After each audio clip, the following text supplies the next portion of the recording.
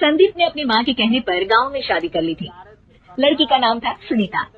माँ का कहना था एकदम मॉडर्न बहू नहीं होनी चाहिए, लेकिन उन्हें नहीं पता था कि गांव से आने वाली बहू सुंदर सुशील तो होगी और उसको गांव से बाहर भी निकाल लाएंगे, लेकिन उसके अंदर का गांव कैसे बाहर निकलेगा। शादी के कुछ दिन बाद, माँ टिफिन तो देगा जरा।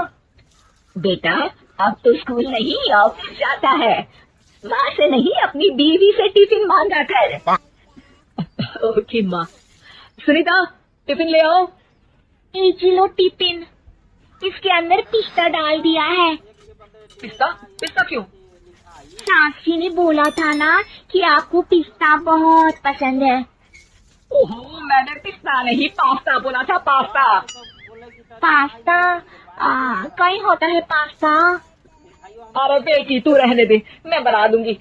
अच्छा किया कि पाव भाजी बनाने का नहीं बोला, वरना किसी के पाव बना देती है। सुनीता को बुरा लगता है, लेकिन उसकी नादान हरकतें कम नहीं होती। ऐसे ही एक दिन, अरे तुमने ये क्या लगाया है? अरे आप वो फूस फूस करके लगाते हैं ना, वही। दियो? कहाँ दियो? किसको दियो? अरे वही ना जिससे खुशबू आती है।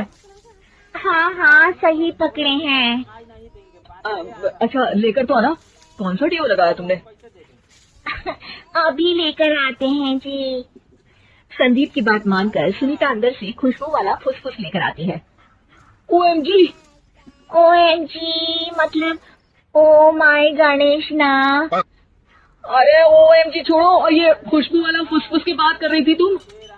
हाँ इसी की, फिर से सही पकड़े हैं। अरे देवी, लेकिन आप सही नहीं पकड़े हैं, ये डियो नहीं है। डियो नहीं है तो क्या लियो है? अरे ये रूम फ्रेशनर है जिसको कमरे में छिड़कते हैं, खुद पर नहीं। कोई बात नहीं, माँ कहती थी आत्मा किराएदार है, शरीर किराए का कर्ब। हम शरीर पे ये डाल लिए तो क्या फर्क पड़ जाएगा। अरे बहू, ओ बहू, मेरे लिए फल तो ले आ, फिर मैं बाजार जाऊंगी। सुनीता अपनी सास के लिए फल लेकर आती है। अरे बेटा पपीता, तरबूज और सेब फल ऐसे कैसे खा लूं, काट कर तो ले आ। माँ जी मेरे गांव में तो खेत से उठा के सीधा खा लेते हैं। अरे ये तेरा गांव नहीं है ना। अरे संदीप तू ही कुछ समझा देना इसको बेटा। मैं कैसे समझाऊं माँ, ये तो माइक्रोवेव को भी भट्टी बोलती है। कल मैंने बोला हाय कैसी हो, तो बोलती है किसी को हाय नहीं लगानी चाहिए। अरे सुनीता तेरा क्या होगा? अभी तो कैसे बताऊं माँ जी, अभी हम कुछ करेंगे फिर पता चलेगा क्या होगा, लड़का या लड़की। हे भगवान, कहाँ से आ गई ये? रामपुर से जी, आप ही तो लेकर आए थे मुझे। अरे मुझे माफ कर दो। पहले कोई गलती तो करिए जी, आपकी तो सारी गलती माफ कर देंगे हम। हाँ अरे बहू मेरी बात सुन, फल यानी कि फ्रूट जब भी लाए ना तो काट कर लाना, ठीक है? जी ठीक है माँ जी, फल यानी फ्रूट यानी काट के लाऊंगी। सुनीता रोज ही कोई ऐसी हरकत कर देती जिसकी वजह से उसे घर में दो बातें सुननी पड़ती। एक दिन, माँ मेरे बॉस घर पर आने वाले हैं शाम को, उनका बर्थडे है, फैमिली साथ नहीं रहती उनके, तो यही पार्टी कर लेंगे। उनको अच्छा लगा तो शायद मेरा प्रमोशन भी हो जाएगा। मैं ना फ्रूट केक लाकर फ्रिज में रख दूंगी और तेरे साथ आज खाना मैं बनाऊंगी, ताकि जब साहब आए तो खाने में कोई गड़बड़ ना हो। शाम को जब सारी तैयारियां हो जाती हैं, संदीप के साथ बड़े साहब भी घर आते हैं। आप फ्रूट केक तो ले आना बहू, फिर खाना खाएंगे। और इस सब की क्या जरूरत थी, आपने बुलाया वही काफी है।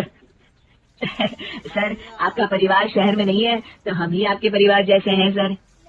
इतने में ही सुनीता फ्रूट केक लेकर आती है और बड़े साहब की टेबल पर रख देती है, और जैसे ही केक के ऊपर का बॉक्स हटाती है, ओह ये क्या है, केक तो कटा हुआ है, मैं तो ऐसा नहीं लाई थी।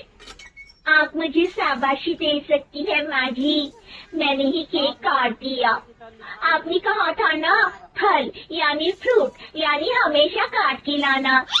तो फ्रूट केक भी तो फ्रूट ही है ना, तो मैंने पहले ही काट लिया। हूँ ना मैं समझदार। अरे बहू, ये क्या किया?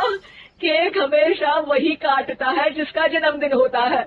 तुझे एक बात भी समझ नहीं आती, एक नंबर की बेवकूफ है। पूरा माहौल बिगड़ चुका था। संदीप को लगने लगा था कि साहब उसे प्रमोशन तो दूर की बात है, कहीं डिमोशन ना दे दे।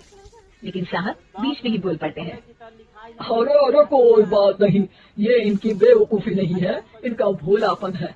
बेटा आप कहाँ से हो? रामपुर गांव से। अरे वाह, गांव से?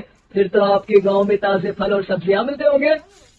हाँ सही पकड़े हैं, हम तो काटते भी नहीं, सीधा खा लेते हैं।